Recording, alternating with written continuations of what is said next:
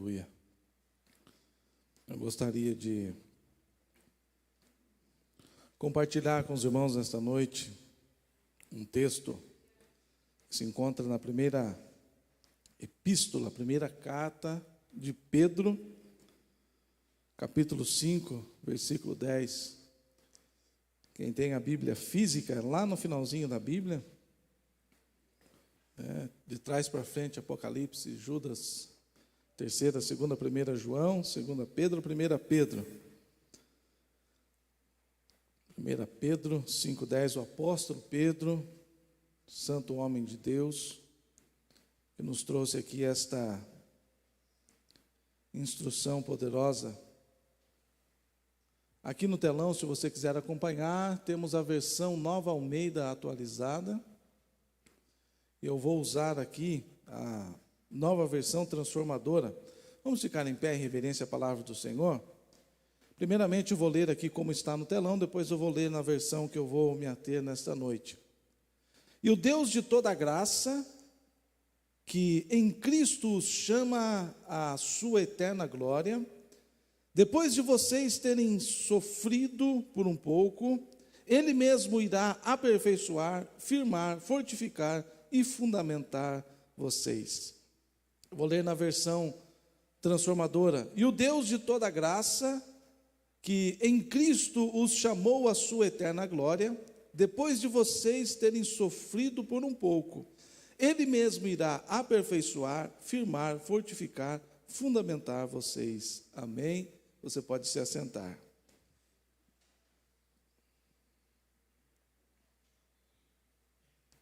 Eu sempre, quando olho para um texto,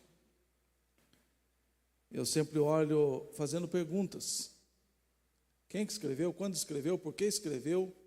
Qual a intenção da escrita? Qual o ensinamento que o texto nos traz? Para que a gente possa aproveitar ao máximo a instrução, o ensinamento que os escritores procuraram, e aqui no caso da Bíblia, inspirado pelo Espírito Santo, a trazer. E existem algumas coisas interessantes. Ele diz que o Deus de toda graça, e nós temos pregado bastante sobre a graça, que em Cristo chamou, nós somos chamados através de Cristo Jesus, a sua eterna glória. A glória é coisa extraordinária. E depois de você terem sofrido por um pouco, está falando aqui sobre o momento que a gente passa por aflições, dificuldades, sofrimentos. E ele fala aqui depois, no finalzinho do texto, do cuidado do próprio Deus. Depois de vocês terem sofrido um pouco, o próprio Deus irá aperfeiçoar, firmar, fortificar, fundamentar cada um de vocês. Então nós temos que primeiramente entender que nós estamos lidando com Deus poderoso, que criou os céus, a terra, que criou o universo, tudo que os nossos olhos podem ver e aquilo que os nossos olhos não podem ver, de tão pequeno ou de tão grande. Tudo foi criado por Deus, através da sua palavra, através de Cristo Jesus.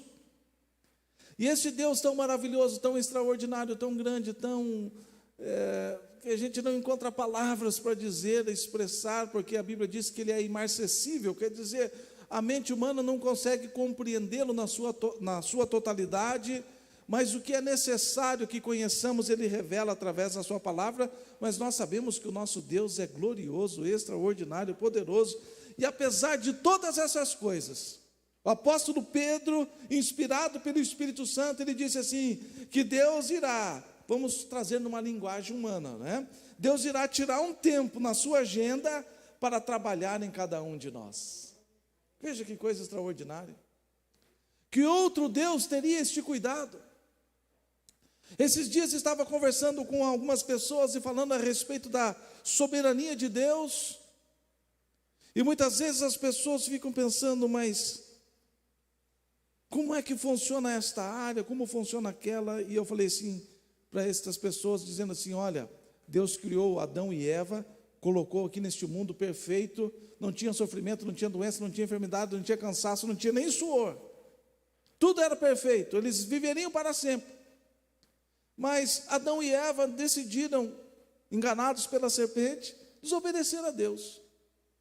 E quando desobedeceram a Deus, Deus se desligou de Adão e Eva expulsou da sua presença, daquele paraíso, e expulsou ali, e que eles não podiam mais se achegar à árvore da vida, porque se eles comessem da árvore da vida, o homem seria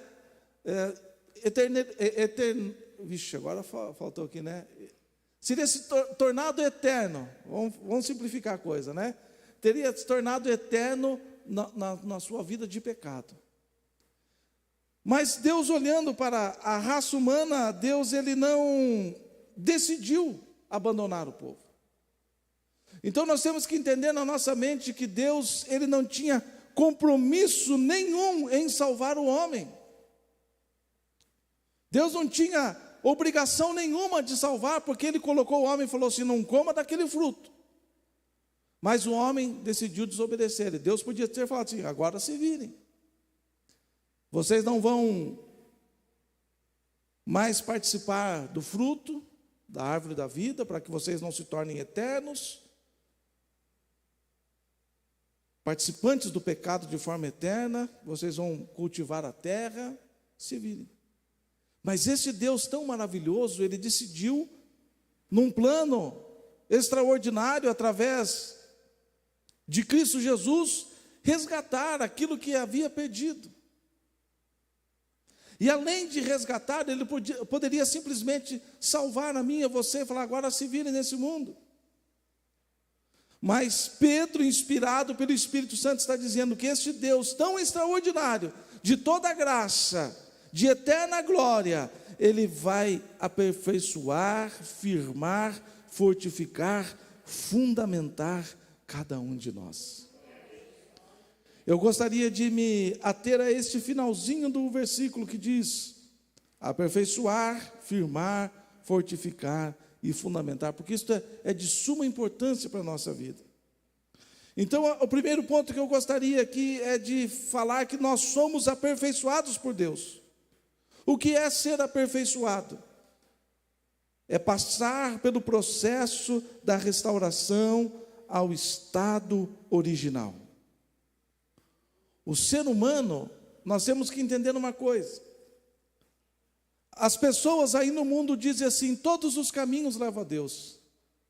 Aí no mundo as pessoas dizem: somos todos filhos de Deus. Não. Segundo a palavra do Senhor, existe aqueles que foram criados e aqueles que foram tornados filhos. Então nem todo mundo está salvo, nem todo mundo vai para o céu. Hoje em dia a gente vê nas redes sociais qualquer pessoa que morre, independentemente da vida, eles colocam: foi se encontrar com Deus, em breve a gente vai se encontrar. E a gente sabe que aquela pessoa não estava seguindo o caminho do Senhor e ele não se encontrou com Deus. Nós não podemos ser hipócritas, nós não podemos esconder esta verdade da raça humana, que existe só um caminho para se encontrar com Deus, que é Jesus Cristo. Então não é todo mundo que morre que a gente fala: nos veremos em breve. Não, se aquela pessoa estiver em conformidade com o que Deus exige, nós nos encontraremos em breve. Então o processo de restauração ao estado original. Então existem pessoas aí no mundo, aqueles que não encontraram a Cristo, aqueles que não encontraram a salvação, que a vida, a alma, o corpo, o espírito estão degradados pelo pecado. Estão corrompidos pelo pecado, que estão longe da forma original que Deus havia dado a Adão e Eva. Mas nós que encontramos a Cristo, que o aceitamos como único e suficiente Salvador, que estamos obedecendo a sua palavra, andando em santidade, esta é a obra da restauração que Deus está fazendo em nós, para que nós possamos chegar a um estado original novamente. Então esta obra é realizada através do Espírito Santo, segundo a vontade de Deus. Então quem realiza esta obra de restauração em nós é o Espírito de Deus. É Ele que habita em nós, é Ele que mora em nós, é esse Espírito eterno, Espírito de santidade, Espírito de poder que está habitando em nós, que está promovendo esta restauração ao estado original. Paulo, escrevendo a sua primeira carta aos Coríntios, capítulo 2, 11, diz assim: ninguém conhece os pensamentos de Deus, senão o Espírito de Deus. Então a palavra do Senhor diz que o Espírito de Deus perscruta. Arrisquei a segunda e saiu agora, né? Que o lado do eterno não saiu, né? Perscruta, sonda, conhece o interior de Deus. Esse texto está dizendo: quem conhece o espírito humano, o interior do ser humano, a não ser do seu próprio espírito? Assim Deus conhece, o Espírito conhece as profundezas de Deus, conhece os pensamentos de Deus. Então, assim como Jesus, enquanto estava aqui na terra, eu preguei isso esses dias, que Jesus, enquanto estava aqui na terra, ele não fazia a vontade dele, ele só fazia a vontade do Pai.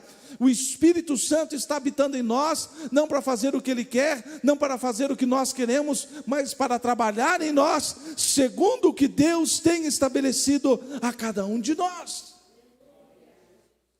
Então o Espírito Santo, que conhece os pensamentos de Deus, a meu e a seu respeito, e Deus diz: eu é que sei que pensamento tenho a respeito de vós.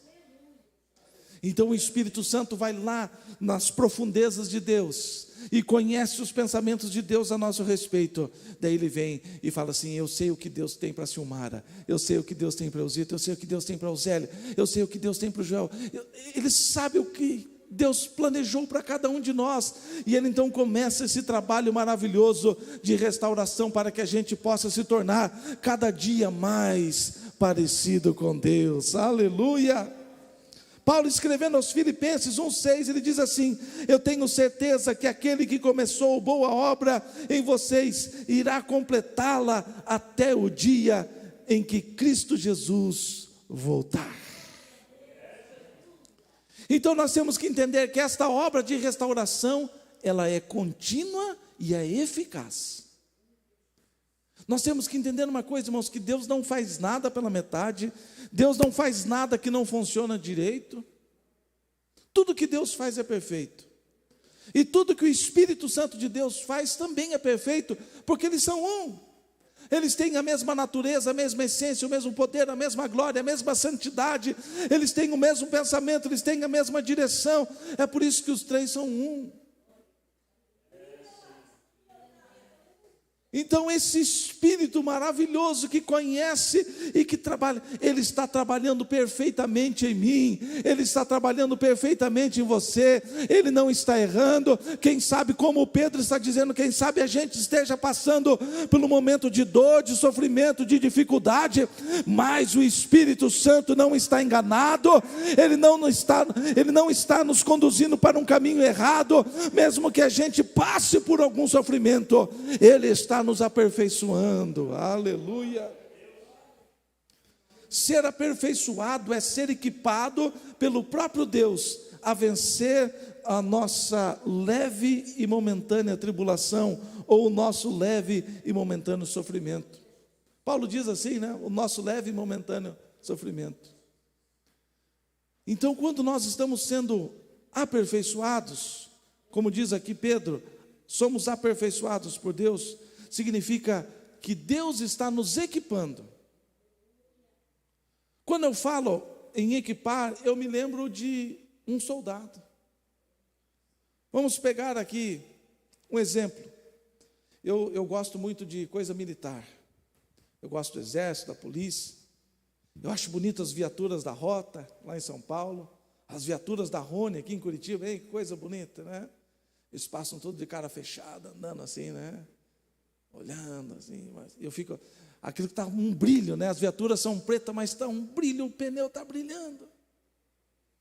E eles com colete à prova de bala, e às vezes a gente vê um com um fuzil, outro com uma 12, e cada um tem a sua arma. Então o que significa? Aqueles homens estão disponibilizando a sua vida para trazer segurança a nós, população. Mas o Estado equipa, o Estado dá a viatura, dá o colete, dá a arma, dá as munições, dá a gasolina para que eles possam andar ali no seu turno para trazer proteção à sociedade. Então aqueles homens chegam lá no quartel com a roupa do corpo. E lá eles começam a pegar esse vestido, eles colocam a farda, eles colocam um coturno, eles colocam aquele cinto de utilidades, que eu não sei como é que é o nome. E eles pegam as armas, eles pegam os coletes, a tropa de choque tem um capacete, tem tantas outras coisas. Eles pegam aquela viatura e saem andando para lá e para cá, porque eles estão equipados pelo Estado. Eles têm capacidade de gerar segurança à nossa sociedade. Quando nós estamos falando que Deus está nos aperfeiçoando, é da mesma maneira, Ele está dando a nós a ferramenta, a arma, o equipamento necessário para vencermos os nossos sofrimentos, mesmo que sejam momentâneos, mas Deus está nos equipando para vencermos qualquer sofrimento da nossa vida.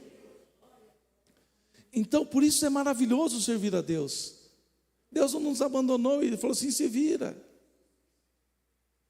Ele falou assim, olha, eu salvei vocês, eu sei que no mundo vocês terão aflições, mas fique tranquilo, se o Espírito Santo está trabalhando em vocês, vocês estão sendo equipados. Então, se hoje você está passando por problemas e dificuldades, eu não sei, quem sabe seja um problema físico, um problema financeiro, não sei qual é o problema que você esteja enfrentando, mas saiba de uma coisa, se você está andando com Deus, Ele já colocou em você, aleluia, todas as condições necessárias para você vencer esta batalha, oh, aleluia. Segundo ponto, nós somos firmados por Deus. Pedro, escrevendo a sua segunda carta, 1:12, ele diz assim, por isso, sempre terei o cuidado de lembrar-lhes estas coisas, se bem que vocês já sabem e estão solidamente firmados na verdade que receberam. Então, ser firmado significa ser confirmado. É Deus que nos confirma nele, aleluia. Paulo, escrevendo aos Colossenses 2:7, diz assim, estando enraizados e edificados nele, e confirmados na fé, como foi ensinado a vocês. Então a confirmação, irmãos, esse ser firmado não depende de nós, não depende dos outros. Não são as outras pessoas que irão firmar você em Deus. Não será você mesmo que irá ser confirmado em Deus. Esta é uma obra do próprio Deus na nossa vida. Veja que coisa extraordinária. Deus nos chama, nos traz, nos tira do reino das trevas e nos traz para o reino da luz, para o reino do Filho do seu amor. Ele nos coloca neste reino maravilhoso. Ele fala assim, pode ficar tranquilo, porque eu vou equipar vocês para serem aperfeiçoados. E outra coisa, eu vou confirmar vocês nesta caminhada. Aleluia, por isso não depende da nossa força. Paulo diz assim, não depende de quem quer ou de quem corre, depende daquele que chamou, daquele que alistou. Então Pedro está dizendo aqui, olha, vocês sabem que já estão solidamente firmados na verdade. Jesus disse assim, eu sou o caminho, a verdade e a vida. E Pedro está dizendo assim, vocês já estão solidamente, vocês estão firmados de maneira extraordinária nesta verdade. E Paulo está dizendo, vocês são enraizados, edificados e confirmados na fé. Aleluia. Então nós andamos em fé. Nós não andamos por aquilo que os nossos olhos veem. E nesta fé nós somos confirmados pelo próprio Deus. Paulo, escrevendo aos Romanos 8:35, ele diz assim, quem nos separará do amor de Deus? Será a tribulação, a angústia, o sofrimento.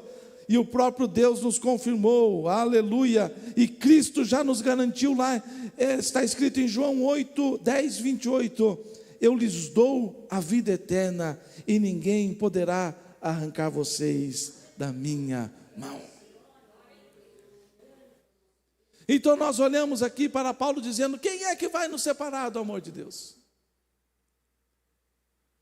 Pedro está dizendo, vocês irão passar por um breve sofrimento, uma breve estação de sofrimento. E Paulo diz assim, não vai ser essa estação que vai nos separar. Não vai ser esse período de sofrimento que vai nos separar do amor de Deus. Quem irá nos separar? A tribulação, a angústia, o sofrimento? Porque Deus já nos confirmou. E nós temos Irmãos, nós temos que nos agarrar nestas promessas de Jesus. A gente não pode olhar para a nossa condição, a gente não pode olhar para a nossa condição espiritual de maneira natural, nós temos que olhar agarrados na promessa de Jesus. Eu não olho para mim dizendo, olha, eu sou bom, por isso eu não vou desviar. Olha, eu tenho vida espiritual, eu leio a Bíblia, eu vou toda noite praticamente na igreja. Toda noite eu estou na igreja, então eu estou perto de Deus, eu não vou me dizer, não, eu me agarro numa promessa como uma dessas, Jesus dizendo, eu dou a vida eterna a você, meu filho, e ninguém poderá arrancar da minha mão. Então eu me vejo na mão de Jesus. Pode vir a luta, a dificuldade, o sofrimento, Satanás pode tentar de todas as formas, não depende de mim, não depende da minha força, eu estou na mão de Jesus Cristo, e Ele me prometeu que ninguém irá me tirar das suas mãos. É por isso que o crente não pode andar temeroso, será que eu estou salvo, será que eu não estou salvo, será que eu vou para o céu, será que eu não vou para o céu? Não, eu estou nas mãos de Jesus, não fui eu que falei, Jesus que falou, meu filho, você está na minha mão, eu dei a vida eterna por vocês, e eu quero ver quem é que pode tirar você da minha mão. Oh, aleluia, oh, aleluia. É por isso que Paulo diz, o mundo pode virar de cabeça para baixo, de perna para cima, eu estou na mão de Jesus, e quem cuida de mim não sou eu, é Ele, aleluia, é a graça, a misericórdia, o favor dEle sobre a minha vida. Você está firmado e confirmado em Deus. Se eu falasse que você está confirmado em Deus, você poderia até ficar na dúvida, mas é Deus que está dizendo, eu já te firmei e confirmei na minha presença, no meu caminho. Oh, aleluia, louvado seja o nome do Senhor. Terceiro ponto, Pedro está dizendo que nós somos fortificados por Deus. Deus é a nossa fonte inesgotável de força. É por isso que o crente não pode andar cambaleando, é por isso que o crente não pode andar fraco na fé, é por isso que o crente não tem desculpa para dizer, eu sou tão fraquinho, eu sou pobre, necessitado. Não, nós andamos baseados e bebendo da fonte inesgotável de força para as nossas vidas, que é o próprio Deus. Eu posso ir em Deus e buscar o quanto de força eu precisar para superar o sofrimento da vida. Paulo escrevendo aos Colossenses capítulo 1, 11, diz assim, sendo fortalecidos com todo o poder, de acordo com a força da sua glória, para que tenham toda a perseverança e paciência com alegria. Oh, aleluia! Nós servimos um Deus extraordinário, irmãos. Ele não nos deixa nem enfraquecer. Aleluia, que coisa linda, sendo fortalecidos com todo o poder, não é com pouquinho. Deus não fala assim, vou te dar um pouquinho de poder só para você vencer. Sabe quando a gente anda assim, com um bolso um pouquinho mais fraco, que a gente abastecendo só o suficiente no carro? É 10, 20, 25, 30, só para ir até andar mais 2 dias eu abasteço, andar mais esse dia eu abasteço. Com Deus não funciona assim. A gente chega na fonte de todo o poder e fala, enche o tanque, aleluia, Ele enche até transbordar. Oh, louvado seja o nome do Senhor, sendo fortalecidos com todo o poder, não é com pouco, é com todo o poder que nós necessitamos. Se é para vencer o mundo, tem poder. Se é para vencer a carne, tem poder. Se é para vencer o diabo, tem poder. Se é para vencer as perseguições, tem poder. Se é para vencer o que seja, temos todo o poder. Oh, aleluia, de acordo com a força da sua glória. Oh, aleluia, para que tenham toda a perseverança e paciência com alegria. Outra coisa, quando Pedro está dizendo que nós somos fortificados, ele está dizendo que nós recebemos força tal que nós temos perseverança. É por isso que o crente olha e fala, está difícil, tem luta, tem adversidade, tem problema. mas eu vou perseverar. Está difícil, mas eu vou perseverar. Estou enfrentando luta, mas eu vou perseverar. As lágrimas estão caindo dos olhos, mas eu vou perseverar, porque eu estou sendo fortificado em Deus a todo instante, e eu vou ter paciência com alegria. Nós enfrentamos as lutas e as dificuldades com alegria. Paulo, escrevendo aos Efésios 3,16, ele diz assim: oro para que, com suas gloriosas riquezas, ele os fortaleça no íntimo do seu ser, com poder por meio do seu Espírito. Como é que nós vamos andar cambaleando na fé? Como é que a gente vai temer o que estamos enfrentando ou passando? Lembre-se que Pedro está dizendo aqui no texto que nós lemos: Deus, em toda a sua graça em Cristo, nos chamou à sua eterna glória, depois de vocês terem sofrido um pouquinho. Oh, aleluia! Nós estamos sendo fortificados com as gloriosas riquezas. Ele tem nos fortalecido no íntimo do nosso ser com poder. Veja uma coisa, o diabo muitas vezes ele age na vida das pessoas, mas ele age só de forma aparente. A ação do diabo é só uma casca. Ele coloca uma capa na pessoa ali, de alegria, de paz, de felicidade, de esperança, mas logo quebra. Não tem raiz, não tem profundidade. Então a alegria do mundo é passageira. É por isso que a pessoa fuma um baseado, daqui a pouco tem que fumar outro, fuma uma pedra de crack, daqui a pouco tem que fumar outra. Se ele está envolvido na prostituição, tem que ser hoje, amanhã, depois de amanhã, porque não tem nada, tudo passa rápido. Os prazeres desse mundo passam muito rápido. O prazer que o dinheiro traz, que a fama traz, que o sucesso traz, também passa rápido. Tudo o que acontece nessa vida é superficial, é passageiro, é transitório, é ilusório. A Bíblia diz que se desfaz como uma nuvem. Mas Paulo está dizendo assim, que as gloriosas riquezas de Deus irá nos fortalecer no íntimo do nosso ser. Aleluia! A força do crente brota lá de dentro. É por isso que as pessoas do mundo olham e falam assim: como é que você está passando essa luta alegre? Como é que você não desfaleceu na sua fé? É porque a minha força, a força que Deus traz em mim, brota lá do meu íntimo e sai do íntimo para o exterior. Aleluia! Não é uma fé fingida, não é uma fé passageira, não é uma esperança temporária. O que Deus faz é perene, é duradouro, é eterno, ou é profundo, tem raízes, e não há quem possa tirar de nós. Oh, aleluia! Não há desculpas para vivermos em fraquezas, em desânimos, pois é Deus quem nos fortalece. Ele nos oferece gratuitamente da sua força necessária para vencermos as adversidades da vida. Novamente eu falo, não importa qual é o problema que você esteja enfrentando, você não vai cair na beira do caminho, você não vai desfalecer, porque não depende das suas condições, é Deus quem te fortalece. E para encerrarmos esta noite, 4, somos fundamentados em Deus, é Ele quem nos coloca sobre um firme fundamento. Então, os que estão no mundo, irmãos, nós temos que entender, as pessoas que andam no mundo, eles andam como que sobre areia movediça.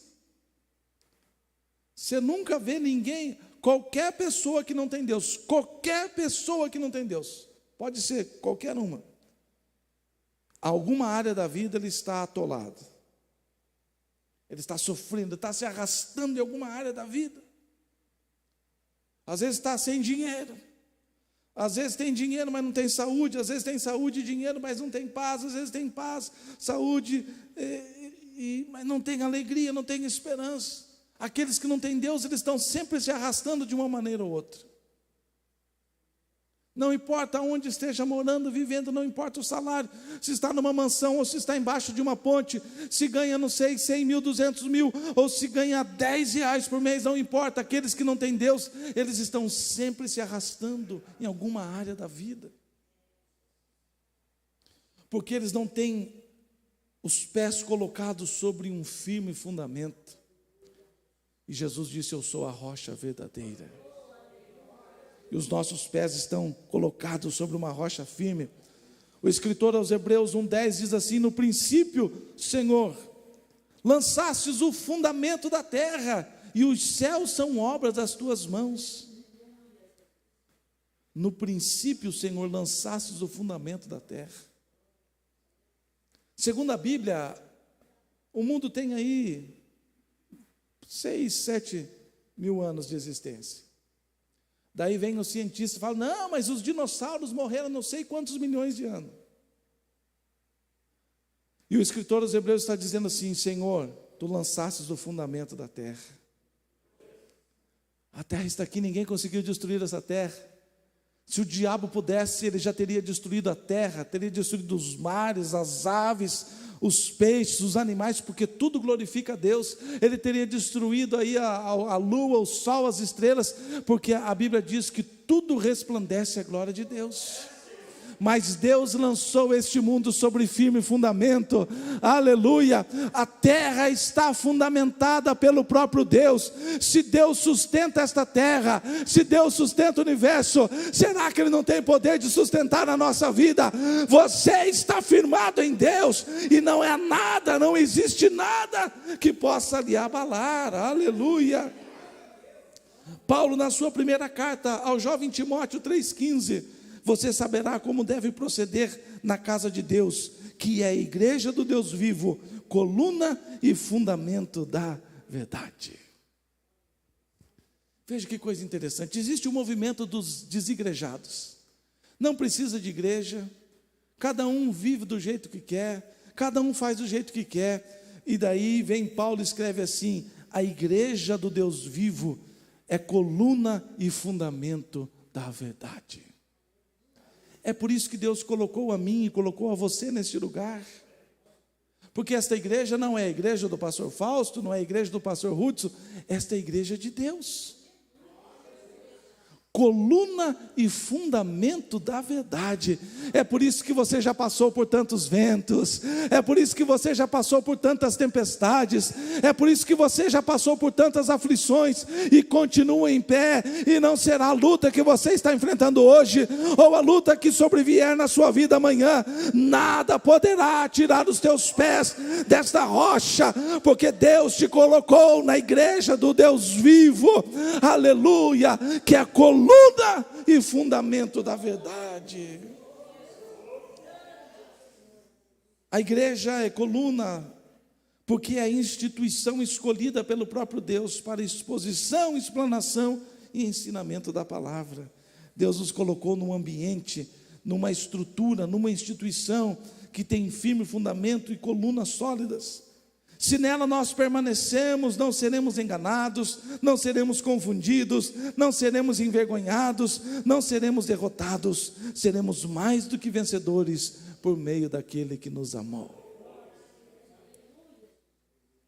Então, quando nós estamos em Deus, sendo aperfeiçoados, firmados e confirmados nele, tendo Cristo como o firme fundamento, a rocha sobre os nossos pés, a gente não teme, a gente não balança na fé, a gente pode chorar, a gente pode ficar apreensivo, preocupado, mas os nossos pés estão bem firmados sobre rocha sólida. O Deus de toda graça nos chamou à sua eterna glória, para nos aperfeiçoar, firmar, fortificar, fundamentar. Isso quer dizer que Ele nos capacita a vencer problemas naturais e sobrenaturais. Isso o cristão tem que ter muito claro na sua mente. Você está capacitado para vencer um problema na família, um problema financeiro. Você está capacitado para resistir à carne, aos desejos. Você está capacitado para resistir ao mundo e ao pecado. Você está capacitado a resistir ao diabo e às suas ações.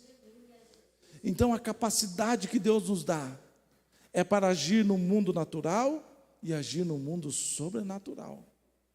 Quando tem um problema no plano natural, a gente resolve em nome de Jesus. Quando tem um problema sobrenatural, quando há uma ação demoníaca, quando há uma ação de demônios contra a nossa vida, a gente tem o mesmo poder para agir e vencer, porque nós somos capacitados por Deus. Vamos ficar em pé neste momento? Hoje é dia de você tomar uma decisão verdadeira e mudar poderosamente a sua vida. Decidir desfrutar de toda a graça concedida por Deus. Decidir ser envolvido pela glória eterna de Deus. E essa decisão irá promover em sua vida o aperfeiçoamento, a firmeza, a força e dar fundamento estável.